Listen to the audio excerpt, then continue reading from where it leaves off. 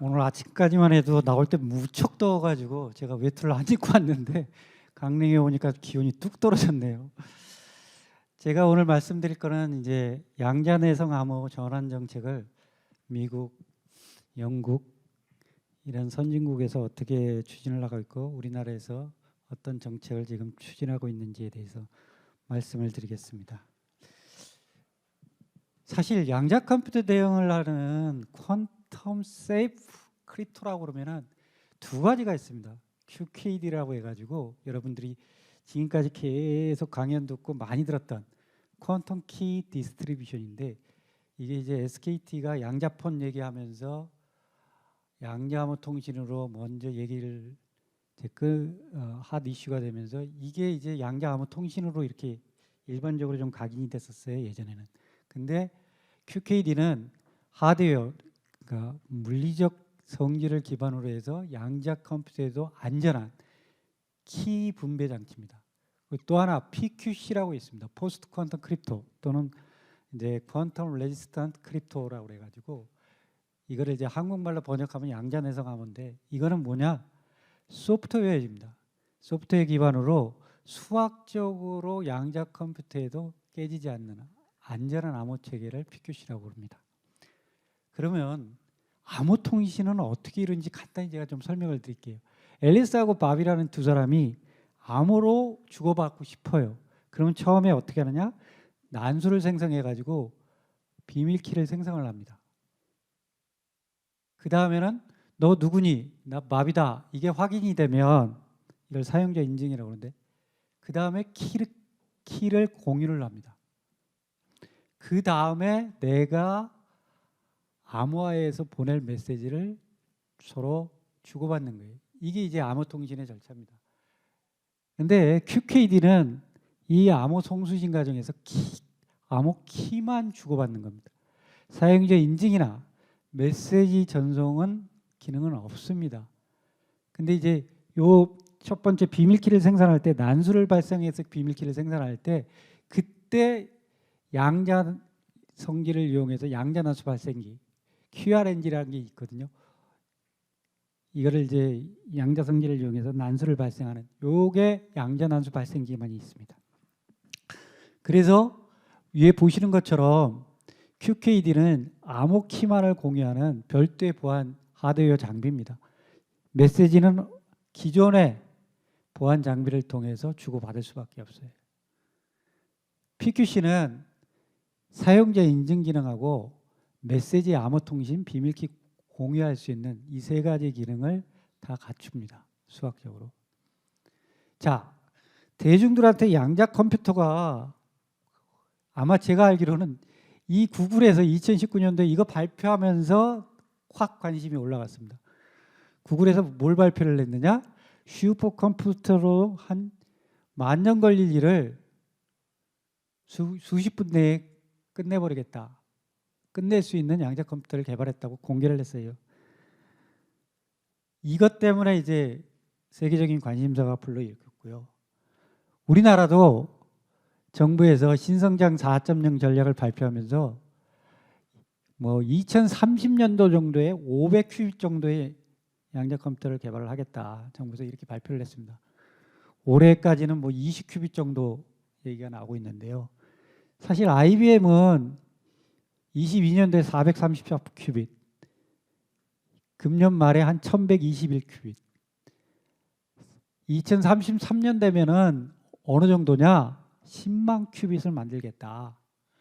그래가지고 MIT 테크놀로지 리뷰에서 이걸 실었고요. 금년 일본 G7 정상회의에서 이걸 발표를 했습니다. 자, 여러분, 암호를 가장 깨고 싶을 때가 어딜까요? 구글일까요? IBM일까요? 아닙니다. NSA입니다. 전 세계 각국의 통신 정보기관이 가장 깨고 싶어 할 거예요.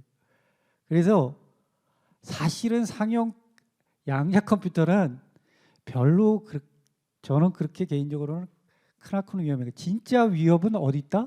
NSA에 있습니다. 공개가 안 되는 거예요. 근데 2014년도에 스노든이 폭로를 하면서 2013년도 스노든 폭로 사건은 아마 기억을 할 겁니다. NSA가 프리즘 해가지고 뭐 전 세계를 다 인터넷 통신을 감청을 한다. 이때 양자 컴퓨터 개발 계획이 폭로가 됐어요. 그러니까 지금 9년 전에 개발 계획이 폭로가 되고 있으니까 NSA는 여러분도 아시다시피 전 세계 수학자들을 가장 많이 채용하는 기관이에요. 어느 정도의 뛰어난 퍼포먼스를 가진지 잘 몰라요. 그리고 여기서 개발됐다고 해도 스노든 같은 내부 폭로자가 있지 않는 한 모릅니다. 제일 무서운 해킹은 내가 도둑질을 당했는지 안 당했는지 모르는 상태가 가장 위험해요. 자, 양자 컴퓨터의 암호 해독 위협은 사실 쇼라는 사람 때문에 이게 이제 처음에 발표가 됐어요. 97년도에 한참 오래전에 그때는 양자 컴퓨터 개념도 없을 때 쇼가 공개키가 이제 다 깨진다. 쇼 알고리즘에 의해서. 그리고 글로벌이라는 사람이 대칭키 암호는 2배 이상의 키 사이즈를 늘려줘야 된다라는 걸 발표를 했습니다. 그래서 뭐 잠깐 아시겠지만은 대칭키는 암호화하는 키와 복화하는 키가 동일합니다. 그리고 공개키는 지금 인터넷 뱅킹에서 또는 전자상거래 지금 인터넷에서 통신하는 모든 기반은 공개키를 쓰고 있어요. 암호화 키와 복화 키가 다릅니다. 암호화 시키는 거는 모두 다 공개되는. 이거를 쇼가 RSA 2048비트 지금 가장 안전하다고 쓰고 있는 이거는 현재 슈퍼컴퓨터로도 수십억 년 이상이 걸립니다. 근데 양자 컴퓨터로는 얼마다? 한 1244 정도의 큐빗이면 36분 안에 깨진다. 이걸 쇼가 발표를 했어요. 그래서 발칵 뒤집어진 거고요. 실제 양자 컴퓨팅이 나오면 어떻게 되느냐 인터넷 통신. 제가 볼 때는 인터넷 보안은 심각한 게 아니라 거의 파괴가 될 겁니다. 보안이. 왜냐? 인터넷 뱅킹, 전자상거래, 네트워크 보안, DB 보안, 문서 보안 여기에 암호가 다 들어가 있어요. 여러분들이 모르고 쓰고 있겠지만은 이 사이버 보안의 가장 기반 기술이게 되거든요. 이게 다 그냥 깨진다는 거예요. 이게 다 공개키 기반으로 가. PK, 인증서, 웹통신. 지금 보시지만 22년도 3월 달에 한 조사기관에서 그 HTTPS 우리가 TLS 프로토콜을 적용한 몇 프로? 거의 79%가 지금 다 보안 통신을 하고 있어요. 아마 시간이 계속 가면 제가 알기로는 웹통신 거의 90% 이상 이제 암호화 통신이 될 겁니다. 중국이 참 재밌는 나라가 뭐냐면 중국이 암호를 어떻게 하느냐? 여기는 좀 QKD 중심으로 많이 해요. 그리고 중국이 양자 컴퓨터에 굉장히 투자를 많이 하고 있거든요. 여기서 RS에 암호 해독했다고 논문 그 주장을 했었어요. 그게 신문에 났는데 실제 보안 전문가들은 신빙성이 별로 없다. 만약에 지금 중국이 RSA를 깼다. 전 세계가 뒤집어졌을 거예요. 미국 정부는 난리가 났을 거고. 자, QKD와 PQC는 조금 다릅니다. 성격이. 그래서 QKD는 제가 얘기했듯이 물리적 특성을 이용한 하드웨어 기반이고요. PQC는 수학적인 난제를 이용해서 만든 소프트웨어입니다. 그래서 대상은 어떻게 됐느냐? QKD는 1대1 통신입니다. 1대1 통신 안 되고요. PQC는 소프트웨어이기 때문에 모든 IoT 기기, 네트워크 장비, 통신 장비에 다 들어갑니다. 전송거리는 QKD는 중계기가 필요합니다. 제한이 있어요. PQC는 제한이 없습니다. 경제성이 이 분야가 좀 커요. 실용화 측면에서. PQC는 아까 제가 설명드렸듯이 키값을 별도로 줄 수 있는 하드웨어 장비를 별도로 만들어야 되기 때문에 이 하드웨어 장비가 아무리 싸져도 소프트웨어만큼 나오지가 않습니다. 그래서 경제성이 그닥 좀 많이 든다. QKD보다는 구축 비용이 훨씬 적습니다. 왜냐? 별도의 보안 장비를 두지를 않습니다. 현재 있는 암호 알고리즘을 바꿔주면 되는 겁니다. 근데 이제 QKD도 장점이 있습니다. 뭐냐? 공격자의 연상 능력하고는 무관한 안전성을 보장을 합니다. 근데 PQC는 암호라는 거는 세월이 지나가면 공격 방법이 새롭게 나와서 암호를 이제 깨는 방법들이 나오기 시작하거든요. 그래서 이제 알고리즘을 비트를 바꿔주고 그러는. 근데 이제 QKD는 대신 단점이 사용자 인증 기능이 아까 설명드린 없고요. 경제성이 너무 좀 떨어지고, 그 다음에 장거리 통신이 지금 곤란한 지경입니다. 자, 미국, 영국, 불란서까지 이제 국가보안기관에서 뭐를 채택을 하고 있느냐? 이제 21년도에 이제 NSA가 발표를 했는데요. 미국 NSA가 관장하는 데가 내셔널 시큐리티 시스템입니다. 국가안보 시스템. 여기에 더 이상 우리는 QKD를 사용을 하지 않겠다. 제가 지금 설명드린 드린 것과 같이 제약 조건이 너무 많거든요. 그래서 하지 않겠다라고 발표를 했었고요. 영국의 NCSC라고 있습니다. 내셔널 시큐리티 사이버 센터라고 우리로 치면 국정원의 사이버 안전센터, 안보센터하고 똑같아요. 그 사이버 보안을 관장하는 기구에서도 밀리터리, 군 분야하고 정부 분야에서는 QKD 사용을 저희들이 관장하지 않겠다고 발표를 했습니다. NSA가 21년도에 발표를 하면서 QKD 안전성에 대한 Q&A 한 질문이 있어요. 혹자들은 QKD 하는 사람들이 좀 이런 얘기를 좀 합니다. 수학적으로 그거는 안전성을 하기 때문에 언제든지 깨질 수가 있다. 뭐 틀린 말은 아니에요. 많은 시간이 걸리면 이제 공격 방법이 나와서 깨질 수 있어. QKD는 그래서 그거보다는 안전하다. PQC보다는. 그건 좀 문제가 있습니다. 그렇게 얘기하기에는. 아직까지는 그걸 비교할 수 있는 어떤 논문이나 기준이 안 나와 있어요. 미국에서는 QKD 시스템이 unconditionally secure하냐? 공식적으로 그냥 홈페이지에 답변을 했습니다. No. 미국 정부는 QKD를 안 하는 건 아니에요. 리서치를 합니다. 근데 제가 지금 설명드린 것 같이 실제 실용화 부분에 있어서는 제약 조건이 너무 많기 때문에 그런 부분에서 이제 적용하는 것은 고려를 하지 않고 있고, 그러다 보니까 QKD 그 하드웨어를 시험할 수 있는 표준적인 방법론 같은 것은 미국 쪽에서는 아직까지 안 나와 있어요. 그리고 제가 볼 때는 연구를 리서치를 과연 지속적으로 할까? 좀 퀘스천이 있어요. 어차피 PQC 정책을 가지고 있기 때문에. 그렇다고 해서 QKD가 불필요한 건 아닙니다. QKD도 리서치 분야에서는 계속 연구가 필요하고요. PQC하고 같이 발전을 해서 좀 더 1대1 통신이라든가 그런 부분들에 대해서 장거리 통신에 대한 제약 같은 것들을 많이 기술적으로 R&D가 되면은 좀 더 실용화 쪽으로 가까워질 수 있겠죠. 자, 그러면 PQC 표준 알고리즘을 어떻게 하고 있느냐? 니스트에서는 이미 22년 7월 달에 3라운드 때 발표를 했어요. 기교한 부분에서는 레티스 기반으로 카이버라는 표준을 선정을 했고요. 전자사명에서는 한 3개 정도, 델리시움, 펠컨, 스핑크스 3개가 레티스 기반이고 한 가지는 다른 겁니다.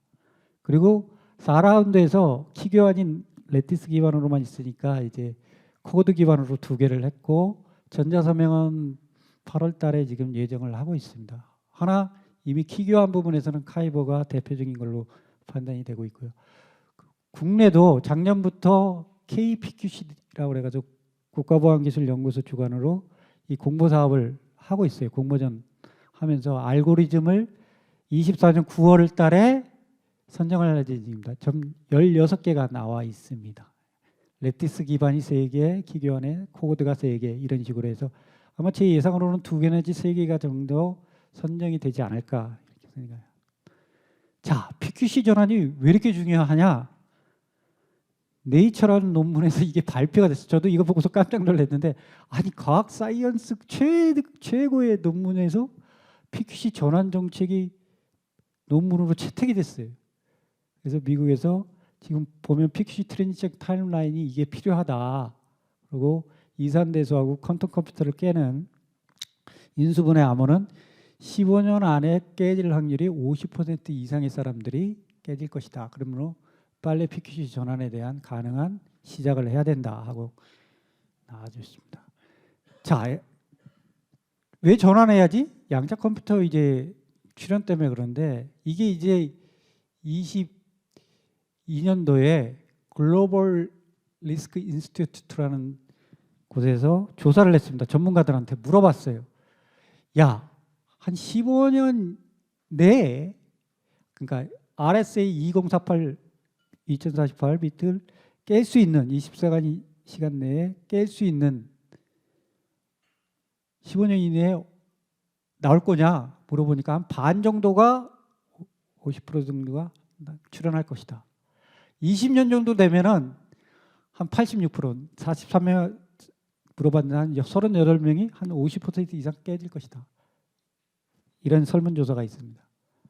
그건 왜 아직도 조금 남은 것 같은데 왜 PQC 마이그레이션 필요하냐? 이것 때문입니다. 이게 이제 모스카 교수라고 아주 유명한 사람이 이론을 발표를 했는데요. 쉽게 얘기하면 Y값은 마이그레이션 시간입니다. X값은 여러분들이 쉽게 하면 우리 비밀이라 치면 비밀 보호 기간이에요. 데이터를 보호해야 될 기간.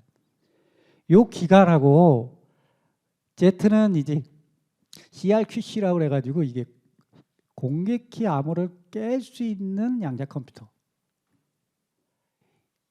그래서 PQC 전환 기간하고 그 다음에 데이터 보호 기간을 합친 것이 양자 컴퓨터 개발로 인해서 보안성이 훼손되는 기간보다 길다면 이건 데이터가 보호가 되지 않는다라는 이론입니다. 왜 그럼 지금 준비해야 되냐? 이것 때문이에요. Harvest now, decrypt later. 쉽게 얘기해서 수집은 지금 하고 나중에 해독을 하겠다. 이 공격법 때문에 그럽니다. 보통 국가기관이나 이런 데서는 데이터 비밀 중요한 것들은 보호기간이 있어요. 20년, 30년씩. 그죠? 그러면 보통 보호기간 동안은 보호를 해줘야 돼요. 한 20년. 지금 이제 암호화시켜서 송수신을 합니다. 그러면 공격자가 지금은 깰 수가 없으니까 싼 스토리지 같은 데다가 암호켓을 계속 저장을 하고 있어요. 저장하고 있다가 나중에 CRQC가 예를 들어서 15년 후에 나온다 칩시다. 근데 보호기간이 20년이에요. 거기다가 마이그레이션 기간이 한 10년 잡으면 나머지 15년 이후의 기간 거는 데이터가 다 지금은 못 깨지만 15년 후에 보호가 안 됩니다. 그래서 어떻게 해야 되느냐? 현재 공개키 암호를 쓰면서 PQC 알고리즘을 추가로 적용을 해서 하이브리드로 준비를 하고 있다가 어느 정도 시점이 지났을 때 위협이 다가오는 시점이 양자 컴퓨터가 나오는 시점에서는 전면적으로 바꿔줘야 된다는 거지. 그래서 미국이 시작을 하고 있습니다. 22년도에 미 바이든 대통령이 PQC 마이그레이션을 하기 위한 국가안보각서를 발표를 하면서 니스트한테 지시를 해요. 마이그레이션 투 프로젝트 PQC 프로젝트를 착수를 해라. 그래서 니스트가 지금 마이그레이션 프로젝트를 진행 중에 있습니다. 금년 12월까지. 핵심은 뭐다? PQC 전환 도구와 방법론을 확보를 해야 된다. 그래서 IBM, 시스코, 삼성 SDS가 국내 기업으로는 처음 들어가서 20개 업체가 어떻게 하느냐? 1단계는 일단 양자 컴퓨터에 취약하는 암호가 뭔지를 알아야 돼요. 이게 쉬운 일이 아니에요. 식별을 하는 게 쉽지가 않아요. 지금 뭐 소스 코드 뭐 관리 안 하는데 엉망진창이거든요. 이거 식별하는 게 그렇게 쉬운 일이 아니다. 이거 자동 식별해 줘야 되거든요. 두 번째는 야, 지금 우리 시스템에 지금 암호가 어디 들어가 있고 이 PQC 전환하는 우선순위 기준을 마련을 해요. 세 번째는 야, 그러면 PQC에 대한 실제 상호 운영성, 성능 테스트 이런 것들을 해줘야 돼요. 이게 만만한 작업이 아닙니다. 제가 예를 들어서 여러분들 잘 아시겠지만은 데스, 트리플 데스 있어요. 이게 안전성에 좀 문제가 생겨가지고 2001년도에 AES 알고리즘을 공포를 합니다. 표준으로. 그래서 AES로 바꿔라. 2001년부터 시작을 했는데 20년 이상 걸렸어요. 트리플 데스가 완전히 다 AES로 교체한. 알고리즘 하나 바꾸는데 굉장히 걸렸어요. 근데 이거는 알고리즘이 아니라 암호 체계가 바뀌는 거예요. 그리고 22년 9월 달에 NSA가 커머셜 내셔널 시큐리티 알고리즘 슈트 2.0 굉장히 중요한 타임라인을 발표합니다. 그리고 22년 11월에 미 OMB가 이 돈 주는 곳에서 야 니들 자산 식별하고 하는 것들 다 평가자료들 다 제출해 실질적으로. 그래서 미국의 NSA가 타임라인이 발표합니다. 어떻게 발표를 했느냐? 소프트웨어, 펌웨어 이거는 22년부터 준비를 시작해가지고 25년도부터 적용을 합니다. 그래서 30년대에 다 완료를 해라. 그때부터는 완전히 PQC 전용으로 갑니다. 나머지 앱 브라우저, 서버 앤 클라우드 이런 쪽은 25년부터 적용해서 언제 끝나느냐? 2033년에는 완전히 다 끝내버리겠다.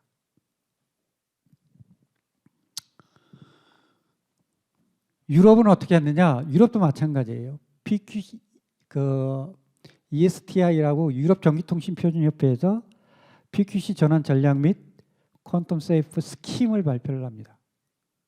그리고 프랑스 안스라고 있어요. 국가사이버보안원이라고 그래서 우리나라 치면 이제 아까 NCSC 같은데 이쪽에서도 22년 1월 달에 PQC 전환 계획을 발표를 해요. 그래서 25년까지 PQC 하이브리드 방식으로 적용을 한 후에 2030년 이후부터는 양자 내성 암호만 단독으로 사용을 하겠다. 그리고 캐나다도 21년 7월 달에 양자 내성 암호 전환 모범사를 발표하고 가이드라인을 제정을 했어요. 현재는 업데이트 중입니다. 자, 우리나라는 지금 어떻게 하고 있느냐? 어떻게 해왔느냐? 뭐 22년 2월 21년도에 K-사이버 방역 추진 전략에서 사실 PQC 시범 사업 해보겠다. 작은 꼭지를 하나 들어갔어요. 그 다음에 데이터 보호 핵심 기술 개발 전략에도 그때 PQC 도입의 안전성, 효율성 검증 기술을 23년도 이후부터 확보를 하겠다. 작은 꼭지를 하나 들어갔어요.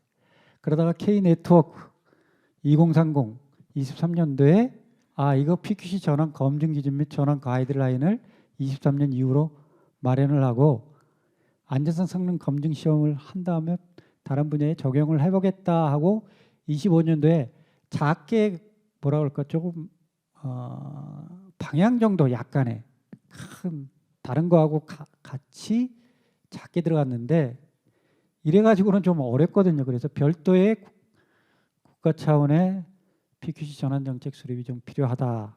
계속 전문가들이 그런 얘기를 해서 금년 7월에 발표를 합니다. 국정원하고 과기부하고 7월 달에 발표를 했어요. 범부처적으로.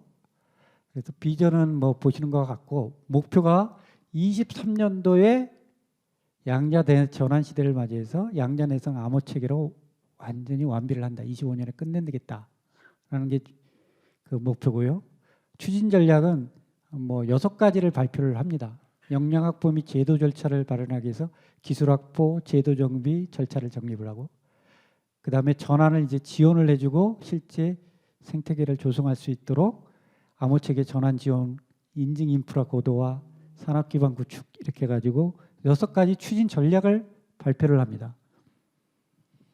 기술 확보는 뭐냐? 아까 말했듯이 KPQC 공모전을 지금 진행해서 24년 9월에는 한국형 PQC 알고리즘을 선정을 하겠다. 이걸 갖고 표준화를 시키겠다. 국가 표준화를 추진을 하겠다. 그리고 취약한 암호가 뭔지 식별하는 기술 그걸 27년까지 하고 PQC 안전성 검증을 28년 그 다음에 전환에 응용하는 필요한 응용 기술들이 있습니다. 이걸 마련하는 게 내년 26년. 근데 제도 정비가 있습니다. 기존의 암호 알고리즘의 안전성 기준을 지금 다 바꿔줘야 돼요. 재정립을 해야 되고 암호 적용 가이드라인을 재검토를 하고 시험 인증을 해보겠다. 그게 29년입니다. 그리고 뭐 검증 시범 사업을 하고 PQC 단독으로 그 국정원에서 하고 있는 암호 모듈 검증 제도 시행은 29년부터 적용을 해보겠다. 이겁니다. 그리고 지금은 추진 전략이라고 그러지만 전략만 큰 것만 내놨어요. 그래서 이걸 실질적으로 할 수 있는 액션 플랜은 24년 제 예상으로는 상반기 내에 액션 플랜을 다 수립을 해서 그걸 갖고 이제 실질적으로 각 분야별 부처별로 시행을 할 겁니다. 그러면 그때 전환 준비 계획을 쭉 잡아가지고 25년부터 30년까지 가이드라인도 배포하고 이럴 거예요. 이런 준비 작업이 거치면 실제 암호체계 전환이 될 겁니다. PQC 전환 가이드도 개발 보급하고 28년까지. 그 다음에 혼자 하기 되게 어렵기 때문에 PQC 전환 지원, 예를 들어서 지자체 같은 데서는 이거 단독으로 못할 거예요. 그래서 정부에서 PQC 전환 지원 테스트 베드나 지원센터를 구축해서 이쪽에서 원스톱 서비스를 해주겠다. 이게 이제 30년까지입니다. 그 다음에 이제 가장 큰 게 이제 PKI 시스템이 굉장히 크거든요. 지금 인터넷에서. 그래서 행정, 국방, 금융 등 뭐 GPKI, MPKI 우리가 얘기하는 이쪽에서 전자서명 인증 체계 고도화를 준비를 했다가 24년까지 그 이후부터 이 인증 체계 단계별로 PQC로 전환할 수 있는 그런 사업을 시작을 할 겁니다. 마지막으로는 이제 대학원하고 연계해가지고 PQC 교육 프로그램을 개발을 한다든가 양자내성 전문 인력을 양성하는 사업을 아마 과기부에서 시행을 할 거예요. 24년 이후부터. 뭐 그리고 PQC 컨설팅이라든가 PQC 프로덕트를 개발하는 전문 기업을 육성한다든가 뭐 양자내성 암호 전환 협의회를 운영한다든가 이런 식으로 해서 대국민 인식도 25년부터 쭉 시행을 할 예정입니다. 네, 여기까지가 제가 말씀드린 설명 내용입니다. 이상입니다.